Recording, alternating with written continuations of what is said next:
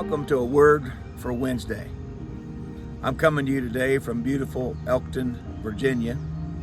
I wanted to give you a view of the mountains surrounding this little beautiful city. But one of the many things about life that I cannot control is weather.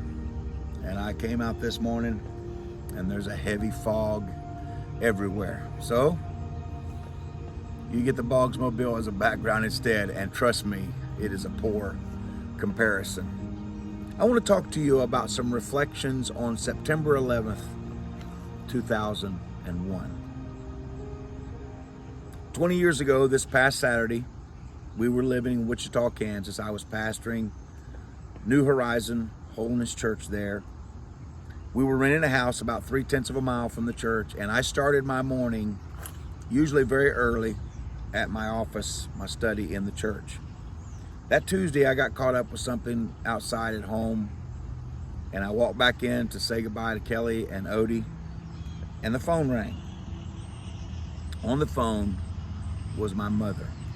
Now, some of the details of that day have faded some in my memory, but the emotions always come rushing back, as I'm sure they do for many of you at mention of that day.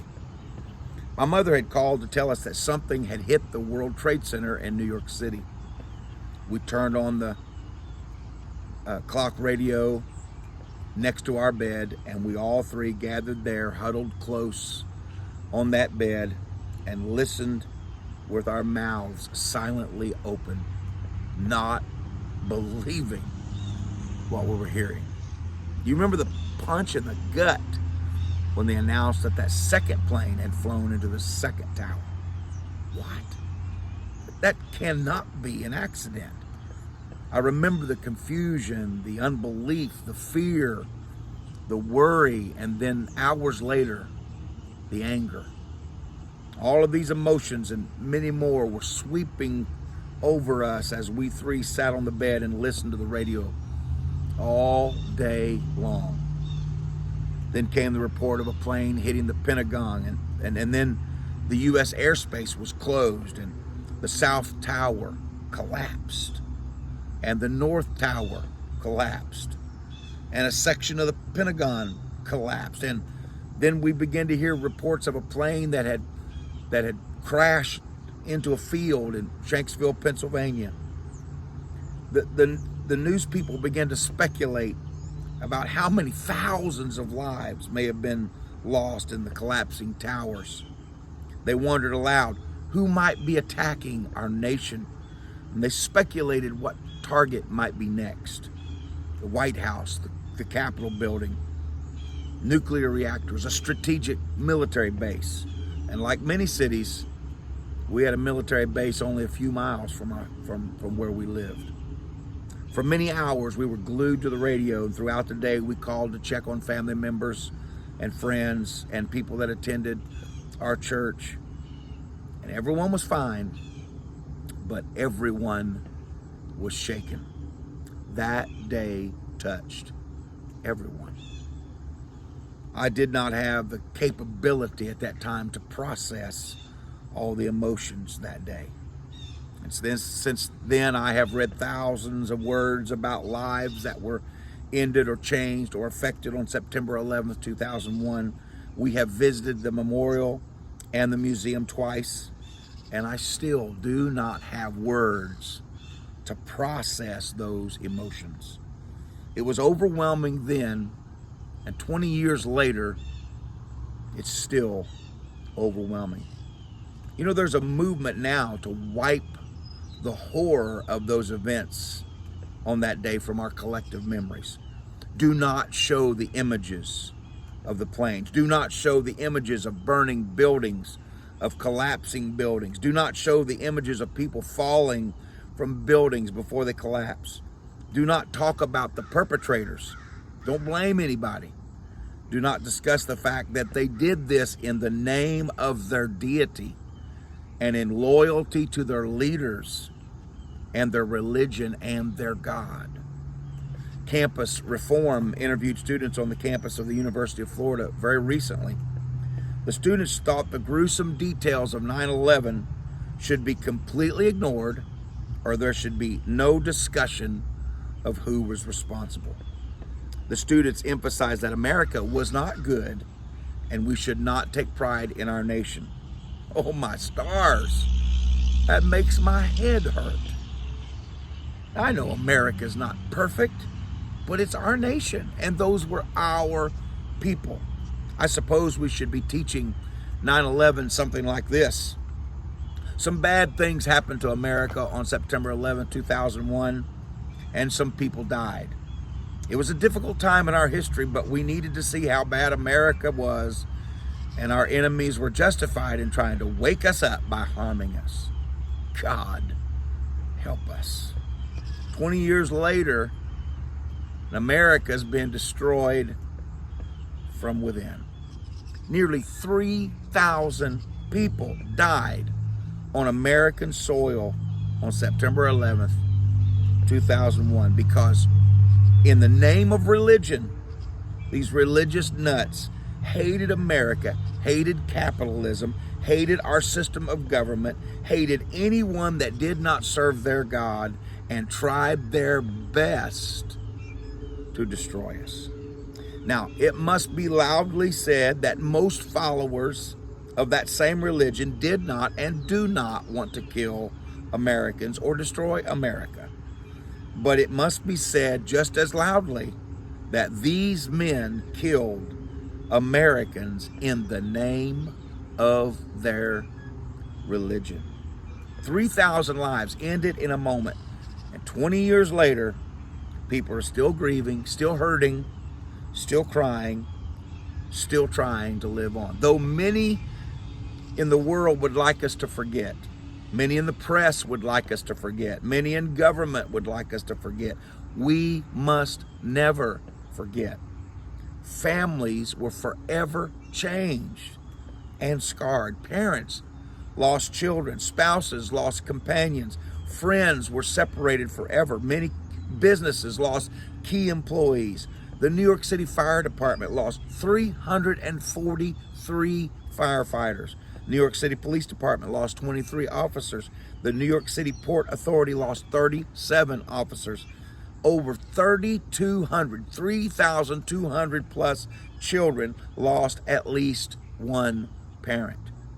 Nearly 100 children were born in the next few months after their daddies were killed on 9/11. Nearly 100 babies. How could we ever forget? We must never forget. We must never omit the details. We must never sidestep the truth to avoid hurting some snowflake's feelings. These 19 hijackers and the men who sent them did not care for the feelings of the thousands of lives they destroyed, and they still don't care. We must know, we must learn, we must remember, we must care, we must remain vigilant. We must never forget. September 11th, 2001 made me want to pull people I love closer and let them know how much I care for them, and it still does.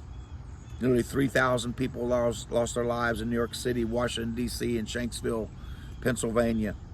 And the more I read the stories of victims and survivors and heroes, the more I value life at its very core. Life is valuable. Life is fleeting.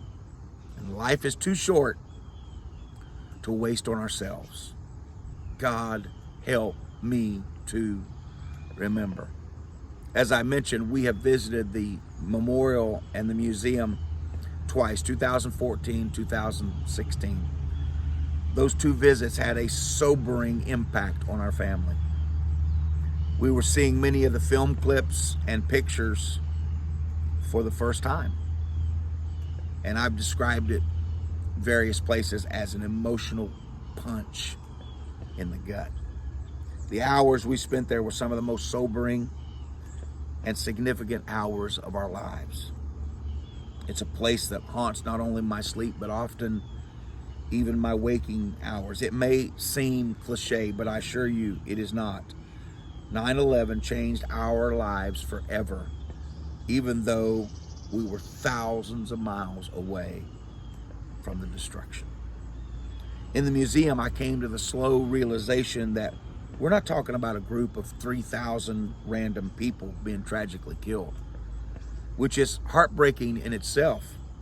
But we're talking about 3,000 individuals, all with families, with hopes, with dreams, with ambitions, with life plans.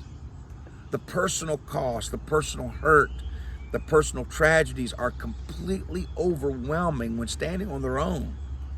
But when you add in all of the people they left behind, it's staggers my mind, the hurt that was caused in one day.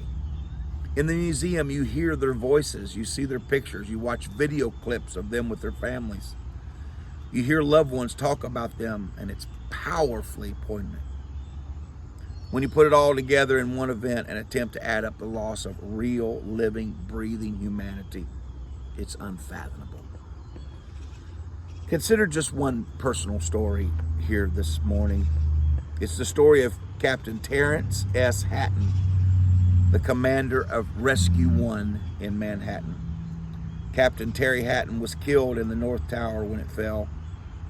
His wife, Beth Patrone, was the executive assistant to Mayor Rudy Giuliani. She was standing on the steps of City Hall as the World Trade Center collapsed. She knew exactly where her husband was at that moment. Captain Hatton was a man of duty. He was 41 years old, had served in the New York City Fire Department for 21 years. In those 21 years, he had earned 19 medals for bravery, including the highest award in the city, the Medal of Honor. He was considered by those that served with him as one of the best. Beth Patrone knew that her honorable husband would be at the highest accessible floor conducting rescue operations. That was his job, and he did it well. As she watched the tower fall, she instantly knew in her spirit her husband was dead. The gust of dust that came through those streets, and we've all seen pictures and perhaps videos of that, it totally engulfed City Hall, and Beth found herself on her knees picking up handfuls of debris, somehow imagining she was holding her husband for the last time.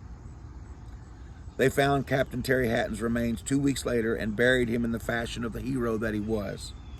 By then, Beth Patrone Hatton had learned she was expecting their first child. Terry Elizabeth Hatton was born in May of 2002. She's a beautiful teenager now, nearly 20 years old. She will never know her heroic father except for stories. He'll never hold her. He'll never tuck her into bed. He'll never read to her. He'll never walk her down the aisle. He's gone. Beth Patrone lost a husband, and little Terry lost her daddy simply because he went to work that morning. That's the story of one man that died, and it does not even include the hurt of his parents, his siblings, his relatives, his friends, the men he worked with, and all the rest that he left behind. How can we forget that? How can we just dismiss that as, it's something that happened? No, it was an attack on America. People attacking us in the name of their God, who is not our God. We don't serve the same God. Our God has never done anything like that to people. No. We're not killing people in the name of our God. We're trying to save people in the name of our God. How can we justify all of that happened? How can people pretend it's not a tragedy? And it's repeated thousands of times in thousands of lives that we don't have time to talk about here. Maybe you'll enjoy your family today. Maybe you'll go to church and worship this week. Maybe you must concentrate today on walking through your own personal hardships or even your own personal tragedies with COVID and other things that's going on. But wherever you are and whatever stage of life you are in, please take a moment to consider the tragedy from 20 years ago. Seems like a moment in time, doesn't it? 20 years. But those people who are hurting have hurt every day. Those people who were left have been left every day. Take time to remember. Take time to reflect. Take time to consider what might have been. Take time to pray for people like Terry Elizabeth Hatton and many, many thousands of others that are moving forward and trying to overcome each day. I believe we owe them that much. I'm talking to Christians for the most part, probably. My brothers and sisters, we owe them that much. We can pray for them in their tragedy. Thank you. That's my word for Wednesday. I appreciate you joining us. Come back and see us again real soon.